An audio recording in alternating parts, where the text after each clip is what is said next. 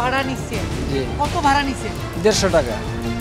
হ্যাঁ আমি বলছি ওখানে কি সরকারি? হ্যাঁ সরকারি, তো টাকা 20 টাকা লাগবে। তারপর হ্যাঁ রেজিস্ট্রি দিচ্ছি। না জুলুম না, ভালোবাসা আবেগ দিয়ে নি।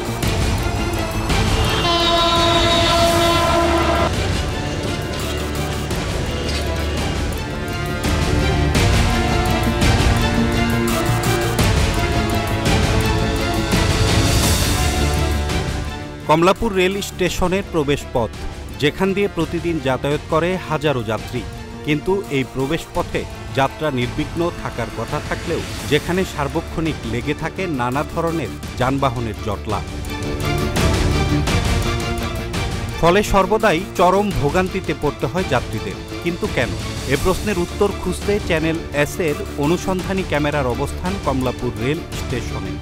রেল কর্তৃপক্ষের দায়িত্ব নেওয়া উচিত, এখানে যেভাবে রিক্সাগুলো দাঁড়াই থাকে এভাবে দায়িত্ব নেওয়া উচিত যে আমরা একটু তাড়াহুড়া করে যাইতে পারি। দেখা যায় স্টেশনের প্রবেশ পথের অসঙ্গতির চিত্রটি। যাত্রীদের অভিযোগ, ট্রেনের জন্য টিকিট কেটে সময় মতো স্টেশন এলাকাতে আসলেও এই জটলার কারণে কাঙ্ক্ষিত ট্রেনটি হারাতে হচ্ছে তাদের। অনেক সময় মিস হয়, জ্যামে জটে পড়ে যেতে হয়, আসতে দেরি হয়, বা এই জ্যাম বেশি জ্যাম, এই জন্য ট্রেনের অনেক সময় মিস করা হয়।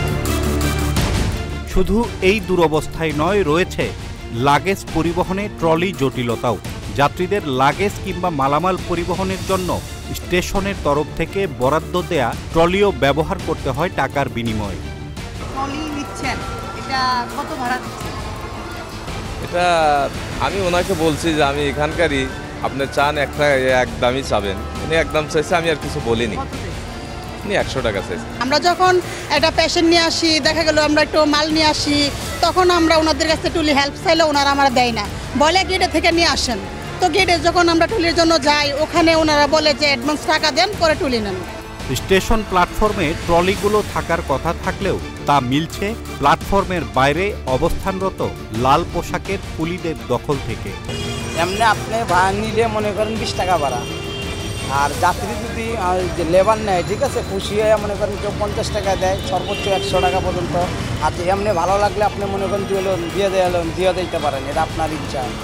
কুলিদের চাহিদা মোতাবেক টাকা দেয়া ছাড়া কোনো যাত্রীর নিজের মালামাল পরিবহনে রয়েছে নানা বিধিনিষেধ। যদিও যাত্রীদের এমন অভিযোগ মানতে নারাজ লাল পোশাকের শ্রমিকরা।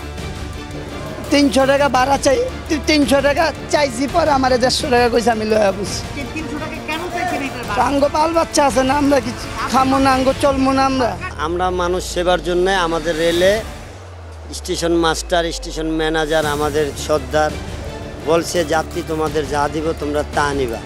আমরা যখন বলি স্যার আমরা গরিব মানুষ, আপনারা না দিলে আমরা চলি কীভাবে? আপনারা দিলে আমাকে এই টাকা পয়সা দিয়ে আমরা চাইল ডাইল কিনে, এটাই আমাদের জীবন জীবিকা। আমাকে তো কোনো স্থায়ীভাবে কোনো চাকরি নেই। এখন আপনারা যদি আমাকে 20-50 টাকা যাই দেন, এটা দিয়ে আমরা সুন্দরভাবে ছেলে মেয়ে মানুষ করি, আমাদের বাসা ভাড়া দিই, ঘর ভাড়া দিই, আমাদের তো চলতে হবে। অপরিষ্কার অপরিচ্ছন্ন ট্রেনে চাহিদা মোতাবেক রাজস্ব দিলেও সকল প্রয়োজনীয় সেবা থেকে বঞ্চিত যাত্রীরা, এমন অভিযোগ ভ্রমণকারীদের। খাবারের অবস্থা খুবই বাজে, বলতে গেলে কোনো এক্সপায়ার ডেট নাই, খাবারের মান খারাপ, দাম বেশি। অ্যাকচুয়ালি খাবার গাড়িটাই আপনাকে আসলে ওইটা ভালো মতো আসলে ইনভেস্টিগেশন করা দরকার। ওইখানে খাবারের থেকে মানুষ থাকে বেশি। আপনি যে ওইখানে যে একটা ভালো পরিবেশ পাবেন, ওইখানে যাবেন, রিল্যাক্সে খাবেন, বা যাই হোক, ওইখান থেকে যে একটা ভালো পরিবেশ, সেই জিনিসটাই ওইখানে নাই। ট্রেন কর্তৃপক্ষের দাম অনেক বেশি থাকে, সেই জন্য আমরা অনেক সময় ট্রেনের খাবার খাই না, বাইরের ট্রেনে খাই। ট্রেনের খাবার অনেক দাম বেশি। 20 টাকা চিপ 30 টাকা নিচ্ছে, 25 টাকা নিচ্ছে। রেলওয়ে নোটিশ দিচ্ছে, নোটিশ থেকে কোনো তোয়াক্কা করে না। কাকে কমপ্লেন দেবো, কাকে কি বলবো? কিছুই বলার নেই, সবাই মানে নিতে হবে এখানে। জি না, আমাদের হচ্ছে বাইরে যে রেটটা আর কি, আমাদের যে কোম্পানির যে গাড়ি রেট থাকবে, সেই গাড়ি রেটটা আমরা সবসময় রাখি। 1 টাকা আমরা এদিক ওদিক আর কি রাখি না। একটা প্রোডাক্টসের আমাদের মনে করেন গাড়ি রেট থাকে, যে এখানে 30 টাকা দেওয়া আছে, এর 30 টাকা ওদিকে আমরা বাইরে আমরা কোনো রেট রাখি না, 30 টাকাই আমাদের। একটা গাছ, প্রত্যেকটা গার মূল্য দেওয়া আছে, প্রত্যেকটা পণ্য 1 পয়সা বেশি নেই। এরকম যদি কেউ ধরাইতে পারে, বা কোনো যাত্রী, আমরাই বলি যাত্রীকে, যদি আমি না থাকি বা আরেকজন থাকি, ম্যানেজার যদি ধরাই দিতে পারেন, তা জরিমানা আছে। দেশের জাতীয় সম্পদ বাংলাদেশ রেলওয়েতে যাত্রী সেবার মান উন্নয়নে সকলের সম্মিলিত প্রচেষ্টা ও নিজ নিজ অবস্থান থেকে সচেতন হবার পরামর্শ সমাজের বিবেকবান মানুষদের। যার যার অবস্থান থেকে যদি সচেতন হই, সেক্ষেত্রে এটা হচ্ছে সমাধান করা সম্ভব। আমরা চাই যে যাত্রী যাতে ভালো মতে মানে পরিবেশ মতো চলতে পারে, এইভাবে রেলের পরিবেশ যত ভালো হয়।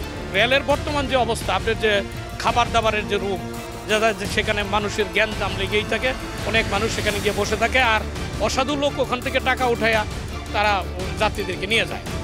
এটা আমরা রেলের কর্তৃপক্ষ যারা আছে তাদেরকে বলবো যে অন্তত এই বিষয়টা যেন, যেহেতু বাংলাদেশে এখন বাংলাদেশ বিমানের পরিবর্তন আসছে, এয়ারপোর্টের পরিবর্তন আসছে, তারা যেন একটা গতিশীল ভূমিকা পালন করে।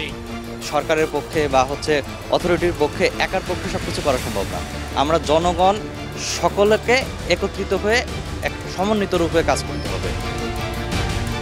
আর কর্তব্যরত স্টেশন মাস্টারের দাবি শুধু ট্রলি নয়, শারীরিক অসুস্থ যাত্রীদের সেবায় দেয়া হয়েছে পর্যাপ্ত হুইল চেয়ারও। বেশিরভাগ যাত্রীর সাথে লাগেজ থাকে, লাগেজ পরিবহনের জন্য আমাদের লাগেজ স্টোরি আছে। আমাদের অনেক ডিজেবল আপনার অক্ষম ব্যক্তি আছে শারীরিকভাবে, যারা চলাচল করতে পারে না, তাদের জন্য আপনার আমাদের হুইল চেয়ারের ব্যবস্থা আছে। তো আমরা এই হুইল চেয়ার এবং ট্রলিগুলো দিয়ে আমরা সার্ভিস দিয়ে আসছি, যাত্রীরা যাতে স্মুথ চলাফেরা করতে পারে। এই জন্য আমাদের এখন অ্যাপ্রোচ রোডে একটা ডিভাইডার দিয়ে আছে, যে ওয়ান ওয়ে আসবে, নেক্সট টু ওয়েতে সে ফেরত যাবে, সে টার্ন করে নিয়ে যাবে, কিন্তু ওখানে জটলা বাঁধানোর কোনো নিয়ম নেই। আর এই বিষয়ে আমাদের নিরাপত্তা সংস্থা যেসব আরএনবি জিআরপি আছে, এরা দেখবে, আমরা নিজেরাও নজরদারি করি। রেল কর্তৃপক্ষ বলছেন, যাত্রী সেবার মান উন্নয়নে বিভিন্ন সময় তারা বিভিন্ন নিয়ম বেঁধে দিলেও কে শোনে কার কথা।